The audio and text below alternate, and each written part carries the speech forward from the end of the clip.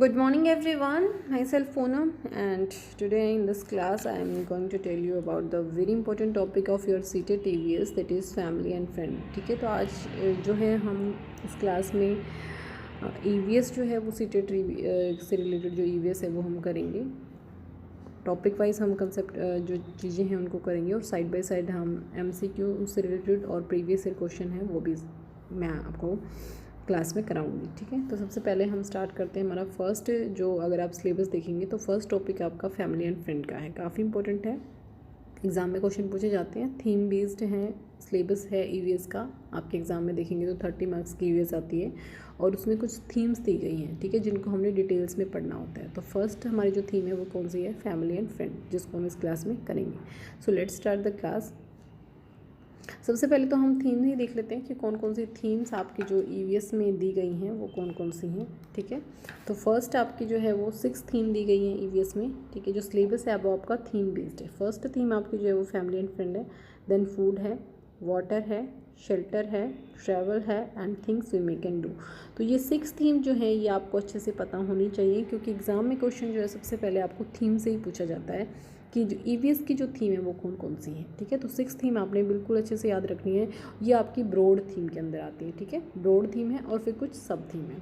तो family and friend, food, water, shelter, travel, things we may can do, ये आपकी क्या है? ब्रॉड थीम है, EVS की 6 थीम है। ठीक है, जिनको हमने आगे डिटेल से पढ़ेंगे वही आपके चैप्टर बनेंगे।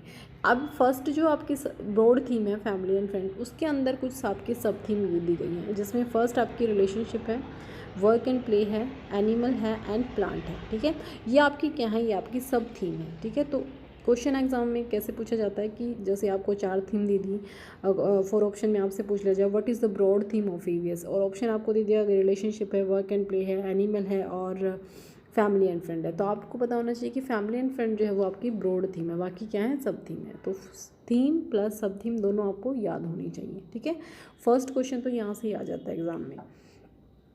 अब हम यहाँ पे जो फर्स्ट थीम हमारी है फैमिली एंड फ्रेंड, उसको हम डिटेल से करेंगे। तो फैमिली देखो बहुत सिंपल सी बात है, सबको पता होती है फैमिली क्या होती है, अलग अलग टाइप होती हैं इसके। ठीक है, तो सबसे पहला जो क्वेश्चन आएगा वो आपका आएगा फैमिली वर्ड। फर्स्ट तो आपका थीम से ही आएगा। ठीक है, कि फर्स्ट जो थीम EVS की कौन सी है। उसके बाद ये क्वेश्चन प्रीवियस ईयर क्वेश्चन में आया हुआ है एग्जाम में कि family word is derived from the Latin language word familis. ठीक है, कि फैमिली वर्ड जो है वो कहाँ से ड्राइव्ड हुआ है, तो कहाँ से हुआ? वो लेटिन लैंग्वेज का वर्ड है ये, और कौन सा है? फैमिलिस, जहाँ से ये वर्ड निकला है फैमिली वर्ड। ठीक है, and family is a group of 2 और मोर देन 2 पर्सन। ठीक है, फैमिली क्या हो सकती है? आपकी 2 या 2 से ज़्यादा लोगों का समूह हो सकता है।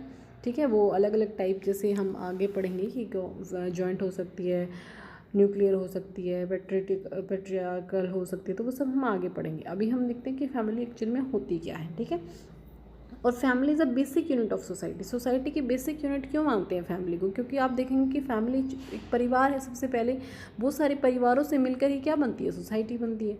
ठीक है, तो इसीलिए family is the basic unit of society and family make your personal, emotional, physical and social development. Family में रहकर ही कोई बंदा जो है अपना फिजिकल है, पर्सनल डेवलपमेंट है, सोशल डेवलपमेंट। एक बच्चा जब बर्थ करता है तो जब से ही उसका जो है सारा डेवलपमेंट मोस्टली जो वो कहाँ से होता है? उसका फैमिली से होता है। ठीक है, and family is a source of strength. Family ही जो है वो किसी भी बंदे को स्ट्रेंथ प्रोवाइड करती है। तो फैमिली जो है वो क्या है? एक बेसिक यूनिट है सोसाइटी की, और लेटिन लैंग्वेज का जो वर्ड है फैमिलिस वहाँ से लिया गया है। आप बर्थ जब करते हैं तो फैमिली का हिस्सा बनते हैं। मैरिज जब होती है, जैसे लड़के की मैरिज हो रही है तो उसकी जो वाइफ आती है तो वो भी उस परिवार का हिस्सा बन जाती है। ठीक है, एफिनिटी से, को रेजिडेंस से, तो ये सब क्या है? आपका फैमिली का पार्ट होता है, बन जाते हैं हम इन सब चीज़ों से। उसके बाद हम देखते हैं कि फैमिली में क्या होता है? A unit of person related to each other is called family. ठीक है, फैमिली में आपके बच्चे हो सकते हैं, पेरेंट्स हो सकते हैं, ग्रैंड पेरेंट्स हो सकते हैं, ठीक है, अंकल आंटी हो सकते हैं। वो अलग अलग डिपेंड करता है कि किस टाइप की फैमिली है, वो टाइप ऑफ फैमिली में हम देखेंगे। उसके बाद आता है कि फैमिली में ऐसा नहीं है कि सभी पर्सन जो है सेम एज ग्रुप के हों। फैमिली में जो है वो डिफरेंट डिफरेंट एज ग्रुप के जो लोग हो सकते हैं, छोटे बच्चे हो सकते हैं, पेरेंट्स हो सकते हैं, ठीक है, और फिर ग्रैंड पेरेंट्स भी हो सकते हैं। उसके बाद हम बात करते हैं कि टाइप ऑफ फैमिली। फैमिली के भी डिफरेंट डिफरेंट टाइप होते हैं। ठीक है, जिसमें कि आपके on the basis of structure, कई बार आपसे पूछ लिया जाता है कि स्ट्रक्चर के बेस पर फैमिली कौन सी होती है, तो न्यूक्लियर फैमिली और जॉइंट फैमिली। स्ट्रक्चर मतलब कैसे बनी है फैमिली, बड़ी है छोटी है, उसके बेस पर जो फैमिली बनती है स्ट्रक्चर के बेस पर वो क्या होती है, आपकी न्यूक्लियर फैमिली हो सकती है या फिर जॉइंट फैमिली हो सकती है। अथॉरिटी के बेस पर कि किसके हाथ में पावर है, अथॉरिटी के बेस पर हम देखते हैं फैमिली, तो पेट्रियार्कल फैमिली हो सकती है या फिर मैट्रियार्कल फैमिली। पेट्रियार्कल फैमिली होती है जिसमें कि पापा की सत्ता होती है, ठीक है, पिता की ज़्यादा चलती है। मैट्रियार्कल में क्या होती है, आपकी मातृ सत्तात्मक परिवार जिसको हम बोलते हैं, जिसमें कि माता की चलती है। उसके बाद रेजिडेंस के बेस पर अगर हम देते हैं तो पैट्रीलोकल या फिर मैट्रीलोकल, ठीक है, तो ये हम आगे डिटेल से पढ़ेंगे। तो ये आपके डिफरेंट टाइप होती हैं फैमिली की। जैसे सबसे पहले हम जॉइंट फैमिली देख लेते हैं कि जॉइंट फैमिली क्या होती है। जॉइंट फैमिली की अगर हम बात करें तो आपको यहाँ पिक्चर में भी दिख रहा होगा कि जिसमें बहुत सारे मेंबर होते हैं। ये family in which people of several generation live together, अलग अलग जनरेशन के लोग जो है एक साथ रहते हैं, जिसमें आपके छोटे बच्चे हो सकते हैं, ठीक है, फिर आपके पेरेंट्स हो सकते हैं, ग्रैंड पेरेंट्स हो सकते हैं, अंकल आंटी हो सकते हैं, ठीक है, तो वो क्या होती है, आपकी जॉइंट फैमिली होती है। इंडिया में जो कल्चर है वो किसका है, वो जॉइंट फैमिली का। धीरे धीरे देखो ट्रेंड चेंज हो रहा है, लेकिन स्टार्टिंग में जो था वो क्या था, आपका जो कल्चर था वो है, जो इंडिया में माना जाता है, तो वो क्या है, जॉइंट फैमिली का है, ठीक है, जिसमें आपके दादा दादी, चाचा चाची, मम्मी पापा और वो सब मिलकर रहते हैं, जिसको हम बोलते हैं जॉइंट फैमिली। नेक्स्ट आता है आपका न्यूक्लियर फैमिली। न्यूक्लियर फैमिली जिसको हम हिंदी में एकल परिवार बोलते हैं, इसमें क्या होता है, ओनली 2 जनरेशन लिव टुगेदर, ठीक है, सिर्फ 2 जनरेशन के लोग एक दूसरे के साथ रहते हैं। और इसमें आपके अनमेरिड चाइल्ड, ठीक है, parents live with there unmarried child, अपने अनमेरिड चाइल्ड के साथ पेरेंट्स जो है वो रहते हैं। इसमें मैरिड नहीं होता, क्योंकि अगर मैरिड हो जाता है तो फिर उसकी एक अलग फैमिली हो जाती है, फिर वो जॉइंट के अंदर आता है, ठीक है। लेकिन न्यूक्लियर फैमिली में आपने याद रखना है कि अनमेरिड चाइल्ड के साथ पेरेंट्स जब रहते हैं तो वो आपकी क्या होती है, एकल परिवार, ठीक है, या फिर आप उसको बोल सकते हैं न्यूक्लियर फैमिली, ठीक है। स्मॉलेस्ट फॉर्म ऑफ यूनिट है फैमिली है, फैमिली की जो स्मॉलेस्ट फॉर्म है वो क्या है, वो न्यूक्लियर फैमिली है।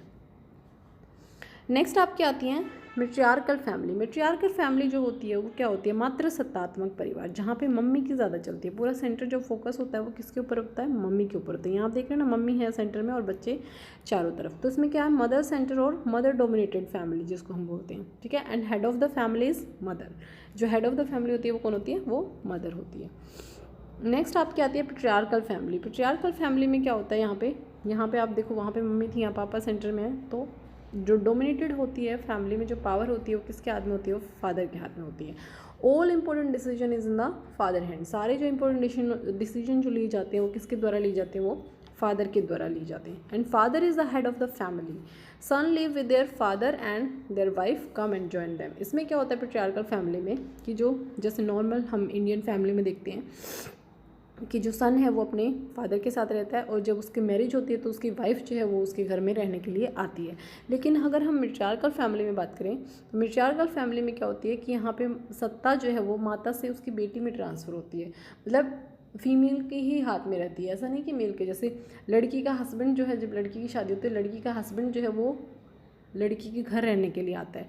तो आज भी अगर आप देखेंगे तो नॉर्थ ईस्ट में इस टाइप की जो फैमिली है उनका ट्रेंड देखने को मिलता है, ठीक है। वैसे नॉर्मल इंडिया में जो है वो कैसे हैं, पेट्रियार्कल फैमिली है, जहाँ पे बेटे की वाइफ जो है उसके घर रहने आती है, और जो सत्ता है बेटे से फिर वो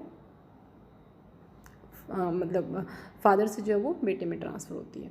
उसके बाद आती है कॉन्सेंग्युइश फैमिली। इस टाइप की जो फैमिली होती है जिसको सजातीय परिवार बोलते हैं, इसमें क्या होता है, इसका मतलब होता है सेम ब्लड, ठीक है। कॉन्सेंग्युइश इसका मतलब होता है सेम ब्लड के, एक ही खून के लोग जो है, मतलब एक ही परिवार में पूर्वज जब रह रहे होते हैं, तो उस टाइप की फैमिली को हम बोलते हैं सजातीय परिवार, मतलब एक ही पूर्वज के वंशज जो हैं वो जब एक साथ रहते हैं।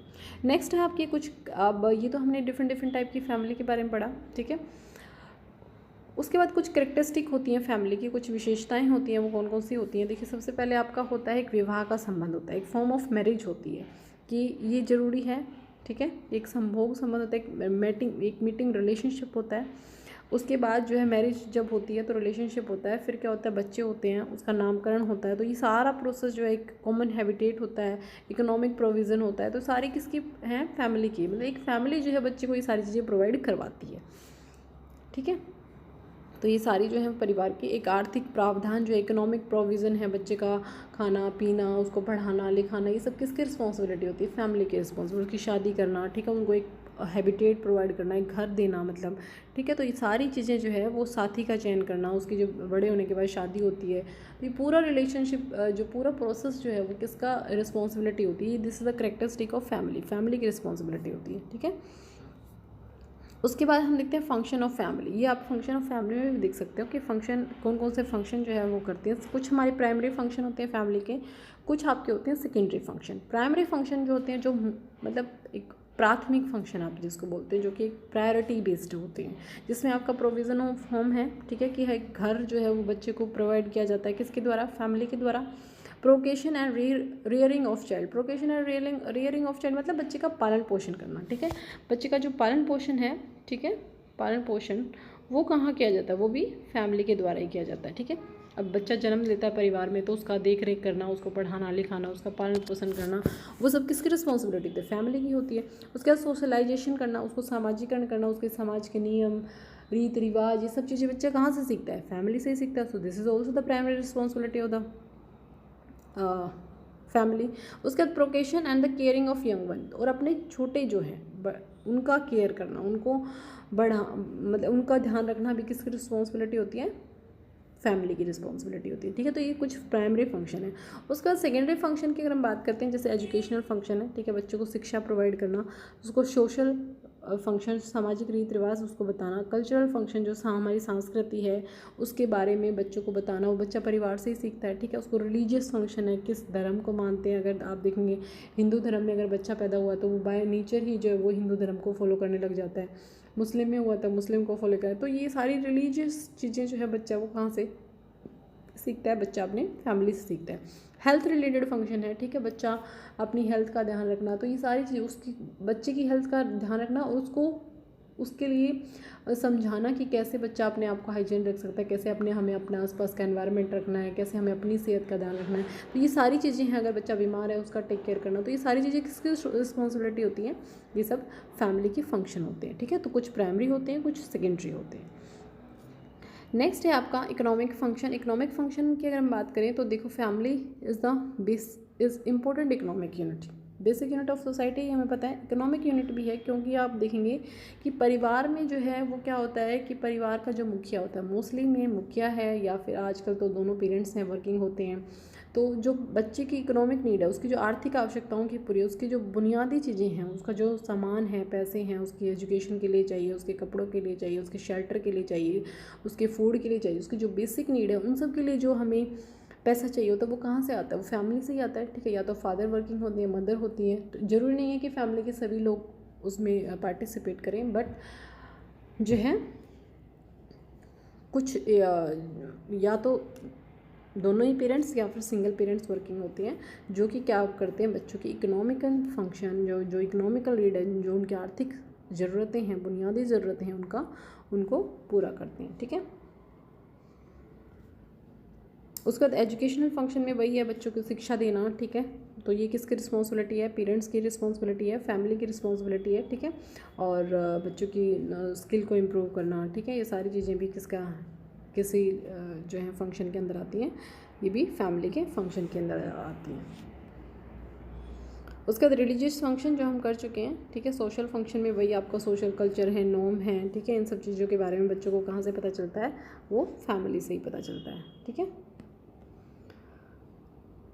उसके बाद आपका आता है, ये एक काफ़ी इंपॉर्टेंट है, Ogburn and Nimkoff category the family function into 6 part. ये कई बार आपसे एग्जाम में पूछा जाता है कि ऑर्बन और निमकोंग ने परिवार के कार्यों को कितने भागों में वर्गीकृत किया है, तो कितने भागों में किया है, 6 पार्ट में उन्होंने डिवाइड किया हुआ है। फर्स्ट आपका देखते हैं अफेक्शन होता है, economic, second economic, third protective, fourth religious, fifth जो economic educational and 6 is recreational domain, ठीक है। तो ये 6 पार्ट जो कार्य हैं फैमिली के, जो ऑकबर्न और निमकोफ ने बताए हैं, वो आपको अच्छे से पता होना चाहिए। स्नेह, आर्थिक, सुरक्षात्मक, धार्मिक, शैक्षिक और मनोरंजक, ठीक है। उसके बाद आता है हनबर्ग ने भी परिवार के कार्यों को 4 भागों में डिवाइड किया, ठीक है। अब देखिए ऑकबर्न और निमकोफ ने कितने 6 पार्ट में डिवाइड किया है, लेकिन हनबर्ग ने जो है वो कितने पार्ट में डिवाइड किया फैमिली फंक्शन को, 4 पार्ट में। कौन कौन से हैं, प्राइमरी ग्रुप सेटिस्फेक्शन, ठीक है, प्राथमिक समूह संतुष्टि, सहयोग एवं श्रम देखभाल, cooperation and division of labour, care and training of child and regulation of sexual behaviour and reproduction. तो ये परिवार के 4 जो पार्ट हैं वो हंगबर्ग ने बताए हैं, कौन कौन से हैं जो हम देख चुके हैं, और ऑकबर्न और निमकोफ ने बताए आपके 6, ठीक है। तो ये आपने याद रखने, एग्जाम में इसमें से पूछे जाते हैं। उसके बाद आती है मॉर्गन की थ्योरी, मोस्ट इम्पोर्टेंट है, ठीक है, ये भी एग्जाम में पूछी जाती है कि मॉर्गन जो है उन्होंने क्या बताया, उन्होंने परिवार की उत्पत्ति बताई है कि कैसे जो है वो समाज जो है वो पहले चरण से अब कैसे मतलब युगों में धीरे धीरे कैसे बदलाव हुआ, ठीक है, वो सब चीज़ों के बारे में बताया इन्होंने मॉर्गन ने। इसकी थ्योरी को हम बोलते हैं the evolutionary theory of origin of family was first propounded by American anthropologist L.G. Morgan, ठीक है, इनका फुल नेम जो है वो क्या है, L.G. Morgan है, ठीक है। In this regard he said that early stage of society there was no institutional name family and marriage की। इन्होंने ये बताया था कि जो स्टार्टिंग टाइम था जब आज से हज़ारों साल पहले, उस टाइम पे फैमिली वर्ड कुछ होता ही नहीं था, फैमिली से रिलेटेड कुछ नहीं होता था, ठीक है। ऐसे ही लोग जंगलों में रहते थे, कोई कहीं रहता था, कोई कहीं रहता था, तो अलग अलग स्टेज इन्होंने दी हैं, वो हम देखते हैं, ठीक है। तो इन्होंने जो एक स्टेज बाय स्टेज बताया है कि कैसे फैमिली जो है वो डेवलप हुई, कैसे एक फैमिली जब एक आदि मानव जंगलों में रहता था, वहाँ से एक परिवार में रहना कैसे मानव ने सीखा, तो वो पूरी जर्नी को इन्होंने अपनी थ्योरी के थ्रू बताया, जिसको हम बोलते हैं थ्योरी ऑफ मॉर्गन या फिर इवैल्यूएशनरी थ्योरी, जिसको हम किसने दिया है, L.G. मॉर्गन ने दिया है। तो इसको हम एक बार देख लेते हैं, इंपॉर्टेंट है, एग्जाम में पूछी जाती है। सबसे पहले हमारा इन्होंने जो फैमिली के बारे में बताया तो 5 लेवल इन्होंने दिए हैं, ठीक है। कौन कौन से, ये भी क्वेश्चन पूछा जाता है कितने लेवल में दिए हैं, तो मॉर्गन ने जो अपनी थ्योरी है वो 5 लेवल में दी है। फर्स्ट हमारे पास आता है कॉन्सैंग्यूइन फैमिली। इसमें क्या होता है, this is considered to be the first stage of the development of the family, ठीक है। In this stage there was completely absence of the establishment rule of sex, ठीक है, कि कोई मतलब सेक्सुअल कोई रूल नहीं होता था, ठीक है। इसमें क्या होता था, समृद्ध परिवार जिसे हम बोलते हैं कि जो लोग हैं ऐसे ही रहते थे जंगलों में, और कोई भी उसको मिल गया है, या फिर भाई बहन जो है वो भी आपस में एक दूसरे के साथ रिलेशन बनाते थे, मतलब तो इस टाइप का जो फैमिली के डेवलपमेंट का जो प्रोसेस है, जिसमें आपको बताया कॉन्सैंग्यूइन फैमिली या समृद्ध परिवार, ठीक है। भाई बहन के बीच भी जो है वो यौन संबंध बनते थे। उसके बाद आता है सामूहिक परिवार विवाह या फिर पोलिनोनियन और ग्रुप मैरिज फैमिली। इसमें क्या होता था, in this phase marriage became prevalent in the family, all brother and sister were conducted to be related to all sister. मतलब क्या होता था कि फैमिली में जितने भी भाई हैं, ठीक है, और जितने भी बहनें हैं, वो एक दूसरे के साथ रिलेशनशिप बनाते थे, ठीक है। इस टाइप की जो फैमिली थी उसको हम बोलते हैं सामूहिक विवाह परिवार, ठीक है। सभी भाई सभी बहनों के साथ रिलेशनशिप बनाते थे, ठीक है। तो ये सेकेंड स्टेज थी। उसके बाद थर्ड स्टेज जो आई उसमें मतलब सिस्मोडियन फैमिली। सिस्मोडियन फैमिली में क्या था, थर्ड लेवल था जो फैमिली डेवलपमेंट का था।